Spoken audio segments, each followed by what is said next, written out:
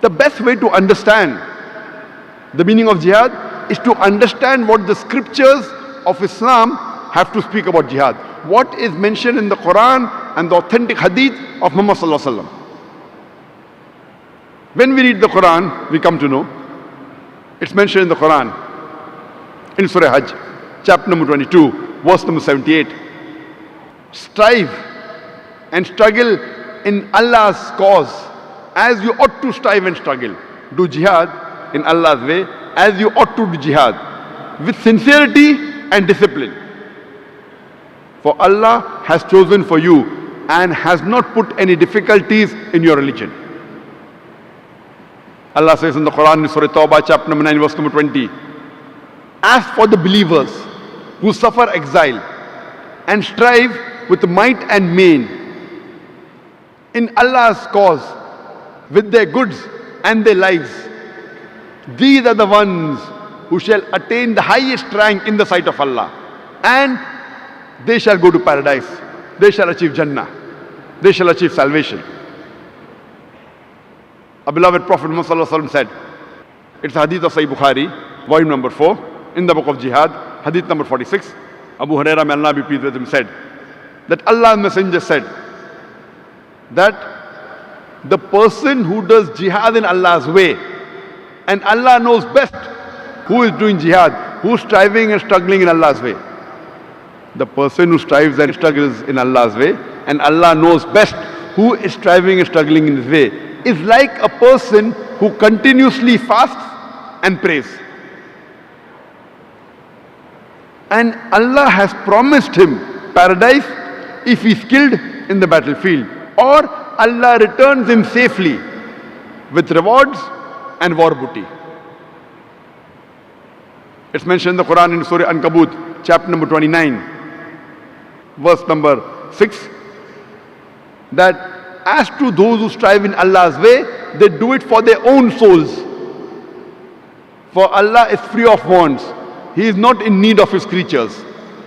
So if you strive and struggle in Allah's way, it is for your own benefit. It is not for Allah. Allah does not require the help of any of His creatures. He is free of all wants, worthy of all praises. It's mentioned in Sahih Bukhari, volume number 4, hadith number 2784. Hazrat Aisha, may Allah be pleased with her, the wife of the Prophet Muhammad sallallahu alaihi wasallam, she asks the Prophet, can we join jihad?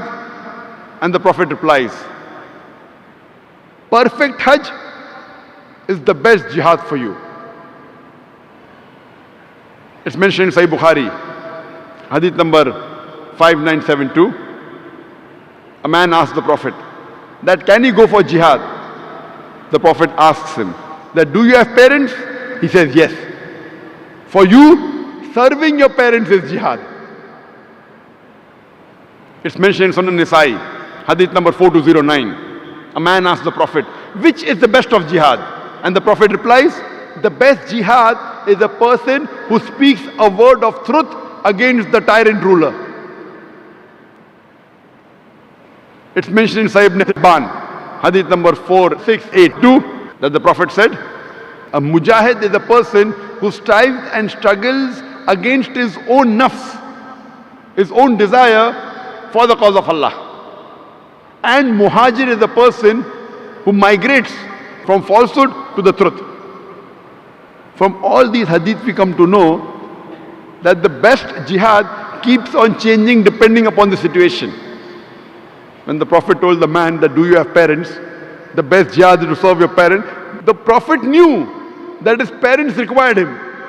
It does not mean always serving your parents is the best of jihad. For that particular person, because his parents required him, for him the best jihad was serving his parents. So depending upon the situation, the best jihad changes. Allah says in the Quran, in Surah Furqan, chapter number 25, verse number 51, if it was our will, we would have sent a warner in every center of population. Next verse, Surah Furqan, chapter 25, verse 52 says, that's why do not listen to the unbelievers, but strive against them strenuously with the Quran.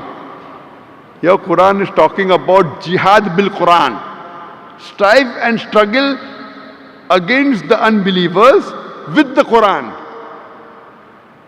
Qur'an is talking about doing jihad with the Qur'an. That means you have to convey the message of Allah subhanahu wa ta'ala to the non-Muslim. And today I think the best jihad according to me today is jihad bil Qur'an. Strive and struggle against the unbelievers by spreading the message of the Qur'an.